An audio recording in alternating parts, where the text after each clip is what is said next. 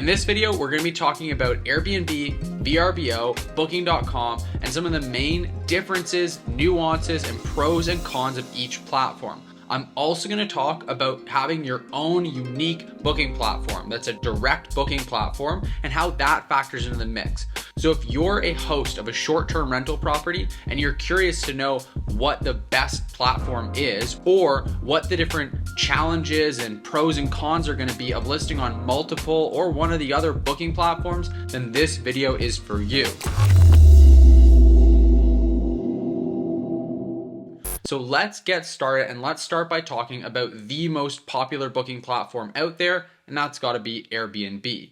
Now, Airbnb is always a really great starting point. It's the one that I always recommend to people that are just getting started with a new listing. The reason I recommend Airbnb above and beyond all the other platforms in 99% of scenarios when you're starting out is simply because it's the most popular. That means that there's going to be the most traffic. It means that for the average property, you're going to get the majority of your bookings from Airbnb. So it's just a really strong starting point where you're very likely to encounter initial success. When you list on one of these other platforms, as a starting point, then you risk just not having the right demographic of guests booking on those platforms for your property to actually get booked up. Now, Airbnb is super user-friendly as well.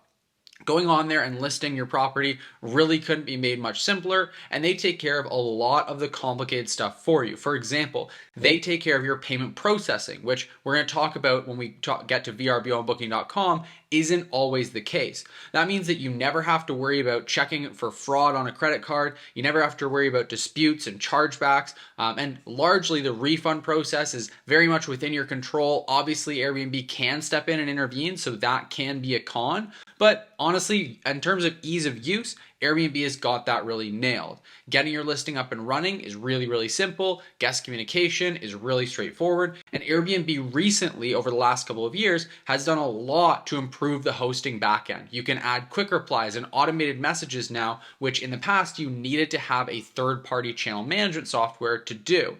Now you can do that natively right on Airbnb's backend. So there's all kinds of great stuff that makes it really, really easy for you to get your hosting up and going. You can even set up co-hosts, organize cleanings, do a lot of that stuff. So it's just a really, really great starting point. And again, the barrier to entry is super, super low there. That being said, there are definitely advantages to some of these other platforms. So let's talk about those. Let's start by next talking about Vrbo. Vrbo is probably my second go-to. It's pretty tied with Booking.com, to be honest. It really just depends on the type of property that you have to list. So Airbnb is really, really great at being a place that people go to book just about anything, from a property, large or small, to a villa, to a vacation, like an experience. There's all kinds of things you can book on Airbnb, so they really nail that wide market demographic. Vrbo and Booking.com, on the other hand, really cater to a specific type of guest more than others. So Vrbo, let's start there, really caters to people booking vacation rentals. In case you didn't know, Vrbo stands for Vacation Rental by Owner. So that's where it really started, is people that had more traditional vacation rental properties. Think about, a 4-bedroom home down in Florida that you'd go to every year with your family.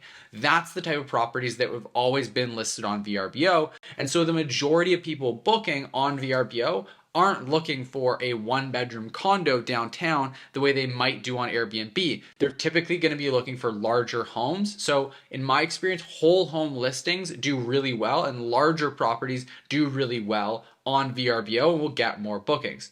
That being said, if you have that type of property, it can be a really good advantage to list that property on Vrbo. But if you have like a 1-bedroom condo downtown in an urban area, you're probably not going to get that many bookings, and it might not even be worth your while to bother listing your property on Vrbo. Now, that does come with some downsides. Vrbo has a few options when it comes to payment processing. A lot of you are going to want to set up your own internal payment processing to process payments, and that has some pros and some cons. Ultimately, the biggest pro is that it gives you more control over the financials of your listing. On the con side, it just means that there's more complexity, there's more involved in the setup. If you are like me and you own or manage multiple properties on VRBO, then there's going to be some complexities. It's not quite as straightforward and simple to sync it up with some of your back-end softwares as it would be with, say, Airbnb. For example, when we're going to look and sync our property up with our channel management software on Airbnb, it's pretty simple. It's a few clicks and it's done. With VRBO, you have to go through their team, you have to liaise with their support team, get it set up, and then you can really only get the proper API connection that you want if you actually have more than 5 properties you're listing. Below that, you're going to be stuck with an iCal integration, which for anyone that doesn't know, all that means is that whenever you list on multiple platforms, you want to make sure that you don't get double bookings, right? You want to make sure that when someone books on VRBO, that it blocks the dates off on Airbnb. Now there's 2 ways to do this. A direct, what's called an API integration, which is just basically having the 2 softwares or the 2 channels communicate pretty directly with one another. The other is iCal, which is essentially like VRBO going and blocking off your iCal and just saying that it's busy. And that's a little bit less reliable, so you'll tend to run into issues and it can lead to double bookings, which is not great. So just be aware that if ever you're booking on multiple or listing on multiple different platforms, you're going to run into some technical complexities, which again is why I highly recommend that when people are starting out, they list with just one. And generally, I think that that should be Airbnb when you're just starting out. When you do branch out, I recommend branching out slowly. Don't list on all the different platforms all at once, and don't do it with all your properties all at once. There are going to be some little errors and little kinks that you're going to want to work out along the way, so better to deal with that stuff on a small scale than on a large scale. Guys, just want to take a quick break here to say that for those of you watching who want to build cash flow and long-term wealth by purchasing Airbnbs and short-term rental properties, there's a link in the description right down below for a free training that'll walk you through my exact strategy for investing successfully in Airbnbs. Now, if you're not ready to actually buy properties and you want to get started managing other people's properties on Airbnb the same way I got started and build a full-time income managing other people's properties, there's actually another free training linked in the description down below as well that'll be a really great fit for you. So whether you want to invest in short-term rental properties and actually build amazing cash flow and long-term wealth by acquiring the assets, buying the properties themselves, or you're looking to earn a full-time income managing other people's properties on Airbnb, we've got some awesome trainings that are linked in the description down below that'll definitely help you out. When you sign up for the trainings, we're also going to send you a few other tools and resources completely for free just to help you get started. Again, the links to sign up are in the description down below, and both trainings and all the tools are completely free. So make sure to register for the trainings, links in the description down below. Next, let's talk about Booking.com, the next most popular. And honestly, Booking.com has got to be more popular. I haven't actually looked at the numbers, but I would assume it's more popular than VRBO. But you got to remember that Booking.com, when they first started, was really geared towards booking hotels, kind of like Expedia or other platforms like that. So that's what people are used to. When they go to Booking.com, most of the guests on that platform are going to book a hotel. And so if you have a hotel equivalent property, like that 1-bedroom or studio condo or apartment in a downtown urban area, that's typically going to do really well on Booking.com. Because what is a 1-bedroom condo as a short-term rental if not just a hotel room that's probably a bit nicer, has some nicer amenities like a kitchen, and is going to be really desirable. So that type of property can do really, really well on Booking.com. On the flip side, if you have a larger property like a whole home listing, the type of property that would typically do well on VRBO, it's generally not going to do quite so well on Booking.com. So again, just like I said before, probably not worth going through the hassle of listing on that platform if your property doesn't really fit the mold. Now, Booking.com is a little bit of the Wild West in my experience. Now, in fairness, most of the properties that I manage and own at this point are larger properties that aren't really a great fit for Booking.com. So I haven't gone on there in several years to actually list a property. It was a few years ago the last time we actually launched onto Booking.com. What I can tell you is beware for fraud. You're going to be doing your own payment processing when it comes to Booking.com. That means when a guest checks out, they're going to pay with you, not pay Booking.com and then have Booking.com pay you. Again, gives you more control, but opens you up to potential issues like fraud, chargebacks. And I can tell you that a few years back when we listed our properties on Booking.com, it was fraud all the time. People love to go and use stolen credit cards to book places on booking.com. So I don't know the degree to which they've kind of remedied that issue or fixed that up, but just be aware that if you don't have anything set in place to prevent that type of activity, then you're going to be running into issues. Even if the person doesn't stay there with a fraudulent credit card, they're still going to end up getting charged back. You're going to have the dates blocked in your calendar. There's going to be issues like that. Also, in terms of security, you get the least of it with booking.com because with Airbnb, you get probably the most comprehensive coverage from AirCover, which gives you $1 million, or I think $3 million now since their recent update in liability protection for your property and everything inside of it that protects you from potential damages guests would cause. Now, with VRBO, you also get, I believe it's still at $1 million of coverage. With booking.com, to my knowledge, you don't really get anything. Now, all kinds of hosts will tell you that the best protection is going to be your own home insurance policy and a security deposit. And so a lot of people don't like that on Airbnb, the only security deposit you get is Airbnb authorizing a charge, and it's unclear whether they even do that anymore. So with claims, you don't actually have money that you're holding back from the guest. Airbnb has to go and collect that or pay it out or whatever.